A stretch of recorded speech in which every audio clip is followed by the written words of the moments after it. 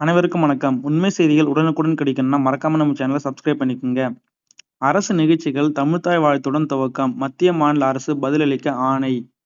தமிழகத்தில் அரசு நிகழ்ச்சிகளை தமிழ்த்தாய் வாழ்த்து பாடி துவங்குவதை உறுதி செய்ய உரிய நிர்வாக உத்தரவுகளை பிறப்பிக்க கோரி வழக்கில் பதிலளிக்க மத்திய, மாநில அரசுகளுக்கு சென்னை உயர்நீதிமன்றம் உத்தரவிட்டுள்ளது. தமிழகத்தில் முதலமைச்சர் விஜய் மற்றும் அமைச்சரவை பதவியேற்பு நிகழ்ச்சி மே 10ஆம் தேதி நடைபெற்றது. இந்த நிகழ்ச்சியில் முதலில் வந்தே மாதரமும் தேசிய கீதமும் பாடப்பட்டு மூன்றாவதாக தமிழ்த்தாய் வாழ்த்து இசைக்கப்பட்டது. தமிழக மக்கள் மத்தியில் இது அதிர்ச்சியை ஏற்படுத்தியது.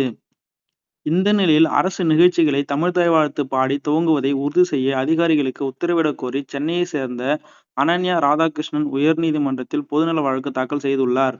அந்த மனுவில் தமிழ்நாட்டில் அரசு நிகழ்ச்சிகள் தமிழ்த்தாய் வாழ்த்து பாடி துவங்கப்படுவதும் தேசிய கீதம் இசைத்து நிறைவு செய்வதும் பல ஆண்டுகளாக மரபாக பின்பற்று வருகிறது என கூறப்பட்டுள்ளது.